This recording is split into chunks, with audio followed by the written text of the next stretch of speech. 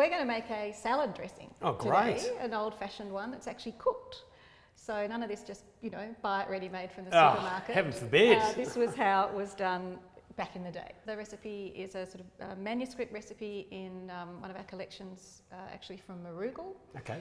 which was late 1890s property.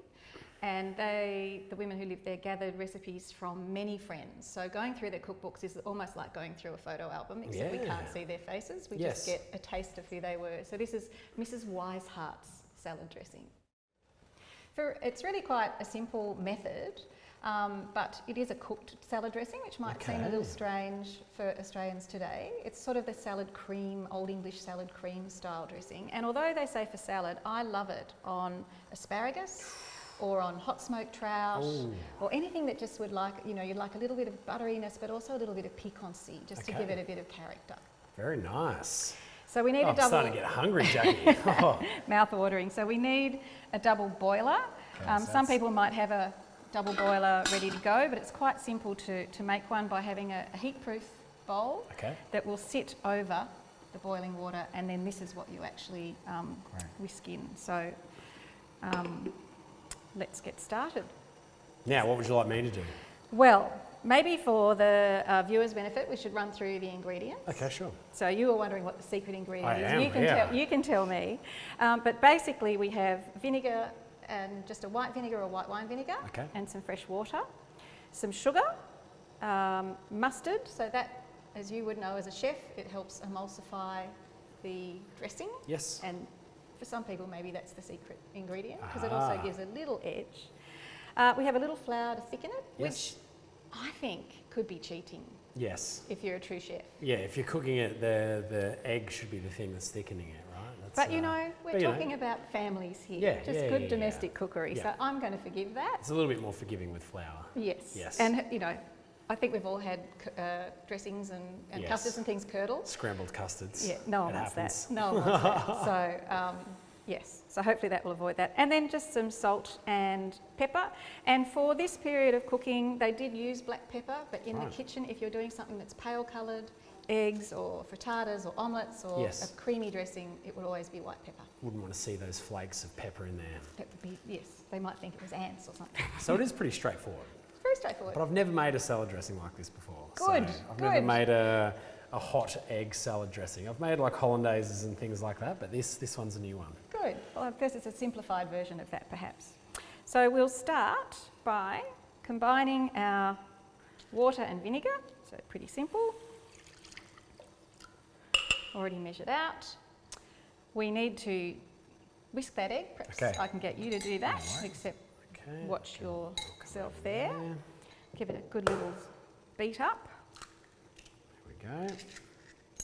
Whisk that up. Give it a good, till it's nice and frothy.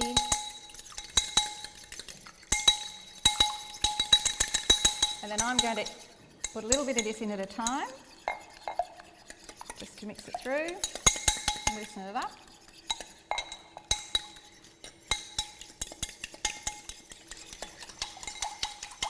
Okay, that's looking great. Okay. Terrific. So now we're going to put our dry ingredients into our heat-proof bowl. So that's our sugar, our mustard, our flour, salt, and our touch of pepper. So that, now I don't know about you, but I use a whisk. Yeah, whisk again, because I'm worried about the curdling. Yeah. But also, whenever I'm using eggs for something like this, I put it through a strainer. Is that a good idea? Yeah, just to catch any of the bits that may have got a little bit curdled. Yeah, there's always that little bit in the egg that goes hard. Always. So let's, if you could pour that through there.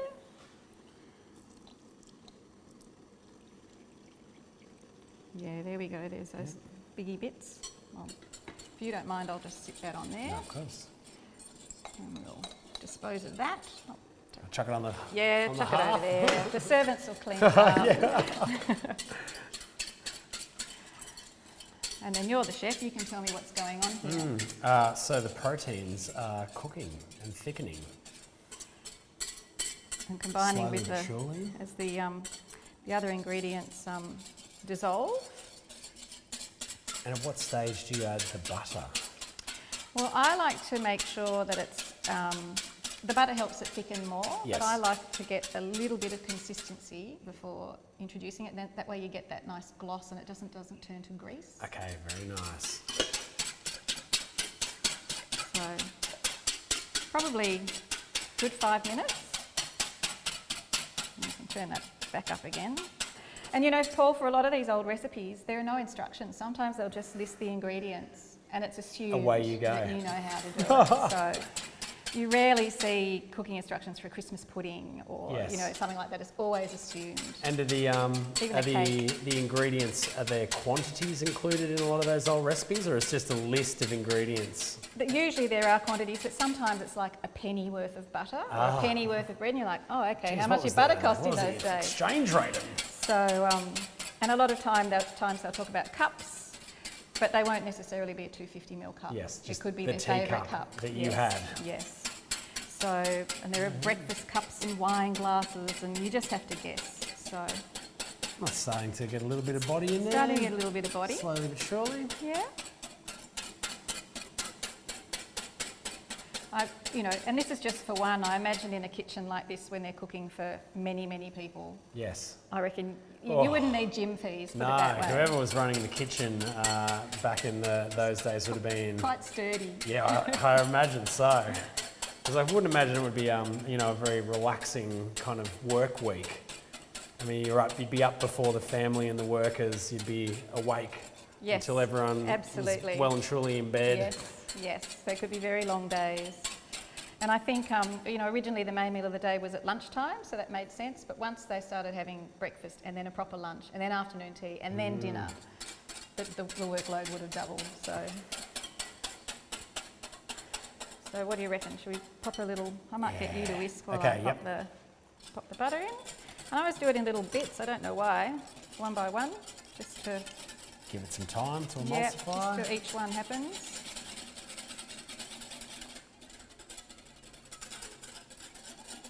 Chasing it round. Oh, this is looking like a very decadent salad dressing. I love it. Well, I think salad dressing is underselling it. It's really a sauce, isn't it? I think, yeah, it is a little bit more than a dressing. It's, you don't have to twist my arm to eat more butter though, Jackie. Yes, it's pretty good. Well, I think for a long time we were shy of butter, but you know, at least it is a natural product. We know where it's come from. Yeah. And you know, sometimes you look at these creamy dressings in the supermarket and the list of numbers Yes. is quite extraordinary to make them shelf stable. So, So a little bit of butter and some white vinegar and some eggs from the farm probably aren't going to pretty be wholesome, the end really. of you. Yeah. Okay.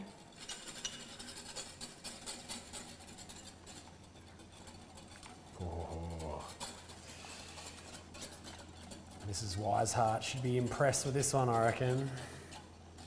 So it doesn't seem, might not seem that thick right now, but Yes. once it chills, it will thickens.